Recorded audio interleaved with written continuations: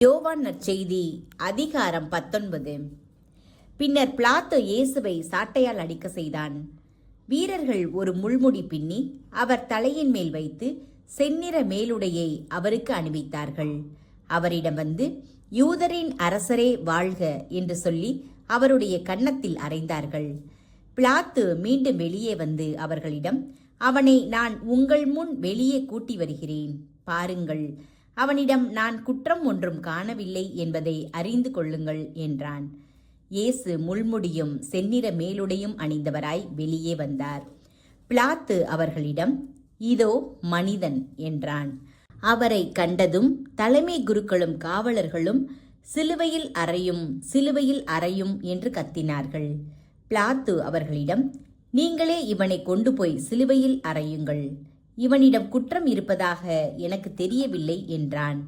யூதர்கள் அவரை பார்த்து, எங்களுக்கு ஒரு சட்டம் உண்டு, அச்சட்டத்தின்படி இவன் சாக வேண்டும், ஏனெனில் இவன் தன்னையே இறைமகன் என உரிமை கொண்டாடுகிறான் என்றனர்.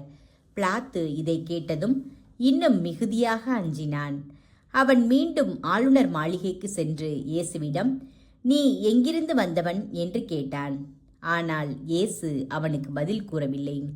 அப்போது பிலாத்து, என்னோடு பேச மாட்டாயா? உன்னை விடுதலை செய்யவும் எனக்கு அதிகாரம் உண்டு, உன்னை சிலுவையில் அறையவும் எனக்கு அதிகாரம் உண்டு என்பது உனக்கு தெரியாதா என்றான். இயேசு மறுமொழியாக, மேலிருந்து அருளப்படாவிடில் உமக்கு என்மேல் எந்த அதிகாரமும் இராது. ஆகவே என்னை உம்மிடம் ஒப்புவித்தவன்தான் பெரும் பாவம் செய்தவன் என்றார். அது முதல் பிலாத்து அவரை விடுவிக்க வழி தேடினான். ஆனால் யூதர்கள், நீர் இவனை விடுவித்தால் சீசருடைய நண்பராய் இருக்க முடியாது, தம்மையே அரசராக்கிக் கொள்ளும் எவரும் சீசருக்கு எதிரி என்றார்கள்.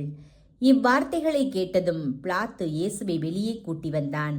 கழுத்தளம் என்னும் இடத்தில் இருந்த நடுவர் இருக்கை மீது அமர்ந்தான். அந்த இடத்திற்கு எபிரேய மொழியில் கபதா என்பது பெயர். அன்று பாஸ்கா விழாவுக்கு ஏற்பாடு செய்யும் நாள். ஏறக்குறைய நண்பகல் வேளை. பிலாத்து யூதர்களிடம், இதோ உங்கள் அரசன் என்றான். அவர்கள், ஒழிக ஒழிக, இவனை சிலுவையில் அறையும் என்று கத்தினார்கள். பிலாத்து அவர்களிடம், உங்கள் அரசனை நான் சிலுவையில் அறைய வேண்டும் என்கிறீர்களா என்று கேட்டான். அதற்கு தலைமை குருக்கள், எங்களுக்கு சீசரை தவிர வேறு அரசர் இல்லை என்றார்கள். அப்போது பிலாத்து அவரை சிலுவையில் அறையுமாறு அவர்களிடம் ஒப்புவித்தான். அவர்கள் இயேசுவை தம் பொறுப்பில் ஏற்றுக்கொண்டார்கள். இயேசுவை சிலுவையில் அறைதல். இயேசு சிலுவையை தாமே சுமந்து கொண்டு மண்டை ஓட்டு இடம் என்னும் இடத்திற்கு சென்றார். அங்கு எபிரேய மொழியில் கொல்கதா என்பது பெயர். அங்கே அவர்கள் இயேசுவையும் அவரோடு வேறு இருவரையும் சிலுவைகளில் அறைந்தார்கள். அவ்விருவரையும் இரு பக்கங்களிலும் இயேசுவை நடுவிலுமாக அறைந்தார்கள். பிலாத்து குற்ற அறிக்கை ஒன்று எழுதி அதை சிலுவையின் மீது வைத்தான். அதில் நாசரேத்துர் இயேசு யூதர்களின் அரசன் என்று எழுதியிருந்தது. இயேசு சிலுவையில் அறையப்பட்ட இடம் நகரத்துக்கு அருகில் இருந்ததால் யூதருள் பலர் இந்த குற்ற அறிக்கையை வாசித்தனர். அது எபிரேயம், லத்தீன், கிரேக்கம் ஆகிய மொழிகளில் எழுதப்பட்டிருந்தது. யூதரின் தலைமை குருக்கள் பிலாத்திடம், யூதரின் அரசன் என்று எழுத வேண்டாம், மாறாக யூதரின் அரசன் நான் என்று அவனே சொல்லிக் கொண்டதாக எழுதும் என்று கேட்டுக்கொண்டார்கள். பிலாத்து அவர்களை பார்த்து, நான் எழுதியது எழுதியதே என்றான். இயேசுவை சிலுவையில் அறைந்த பின் படை வீரர் அவருடைய மேலுடைகளை 4 பாகமாக பிரித்து ஆளுக்கு ஒரு பாகம் எடுத்துக்கொண்டார்கள். அங்கியையும் அவர்களே எடுத்துக்கொண்டனர். அந்த அங்கி மேலிருந்து கீழ் வரை தையலே இல்லாமல் நெய்யப்பட்டிருந்தது. எனவே அவர்கள் ஒருவரை ஒருவர் நோக்கி, அதை கிழிக்க வேண்டாம், அது யாருக்கு கிடைக்கும் என்று பார்க்க சீட்டு குலுக்கி போடுவோம் என்றார்கள். என் ஆடைகளை தங்களுக்குள் பகிர்ந்து என் உடை மீது சீட்டு போட்டார்கள் என்னும் மறைநூல் வாக்கு இவ்வாறு நிறைவேறியது. சிலுவை அருகில் இயேசுவின் தாயும் தாயின் சகோதரியும் குலோப்பாவின் மனைவியுமான மரியாவும் மகதல மரியாவும் நின்று கொண்டிருந்தனர். இயேசு தம் தாயையும் அருகில் நின்ற தம் அன்பு சீடரையும் கண்டு தம் தாயிடம், அம்மா, இவரே உம் மகன் என்றார். பின்னர் தம் சீடரிடம், இவரே உம் தாய் என்றார். அந்நேரம் முதல் அச்சீடர் அவரை தம் வீட்டில் ஏற்று ஆதரவு அளித்து வந்தார். இயேசுவின் சாவு.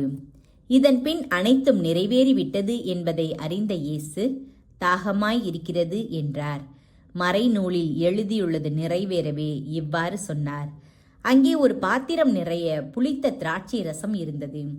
அதில் கடற்பஞ்சை நன்கு தோய்த்து ஈசோப்பு தண்டில் பொருத்தி அதை அவர்கள் அவரது வாயில் வைத்தார்கள். அந்த ரசத்தை குடித்ததும் இயேசு, எல்லாம் நிறைவேறிற்று என்று கூறி தலை சாய்த்து ஆவியை ஒப்படைத்தார். இயேசுவின் விழாவை குத்துதல்.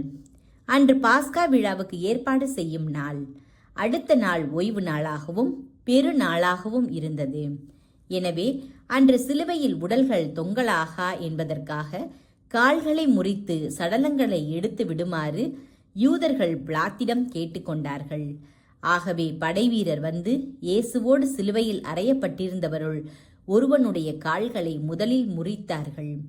பின்னர் மற்றவனுடைய கால்களையும் முறித்தார்கள். பின்பு அவர்கள் இயேசுவிடம் வந்தார்கள்.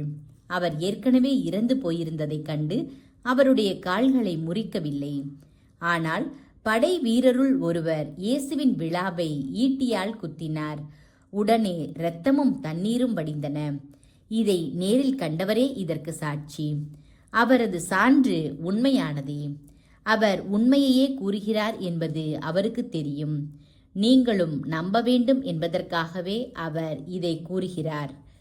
எந்த எலும்பும் முறிபடாது என்னும் மறைநூல் வாக்கு இவ்வாறு நிறைவேறியது. மேலும் தாங்கள் ஊடுருவ குத்தியவரை உற்று நோக்குவார்கள் என்றும் மறைநூல் கூறுகிறது. இயேசுவை அடக்கம் செய்தல். அரிமத்தியா ஊரை சேர்ந்த யோசேப்பு என்பவர் இயேசுவின் சீடர்களுள் ஒருவர். யூதருக்கு அஞ்சியதால் தம்மை சீடர் என்று வெளிப்படையாக காட்டிக்கொள்ளாதவர். அவர் இயேசுவின் உடலை எடுத்துக்கொண்டு போக பிலாத்திடம் அனுமதி கேட்டார். பிலாத்தும் அனுமதி கொடுத்தான். யோசேப்பு வந்து இயேசுவின் சடலத்தை எடுத்துக்கொண்டு போனார். முன்பு ஒருமுறை இரவில் இயேசுவிடம் வந்த நிக்கதேம் என்பவரும் அங்கு வந்து சேர்ந்தார். அவர் வெள்ளை போளமும் சந்தனத்தூளும் கலந்து ஏறக்குறைய 30 கிலோகிராம் கொண்டு வந்தார். அவர்கள் இயேசுவின் உடலை எடுத்து யூத அடக்க முறைப்படி நறுமணப் பொருள்களுடன் துணிகளால் சுற்றி கட்டினார்கள். அவர் சிலுவையில் அறையப்பட்டிருந்த இடத்தில் ஒரு தோட்டம் இருந்தது. அங்கே புதிய கல்லறை ஒன்று இருந்தது. அதில் அதுவரை யாரும் அடக்கம் செய்யப்படவில்லை. அன்று பாஸ்கா விழாவுக்கு ஆயத்த நாளாகவும் இருந்ததாலும் அக்கல்லறை அருகில் இருந்ததாலும் அவர்கள் இயேசுவை அதில் அடக்கம் செய்தார்கள்.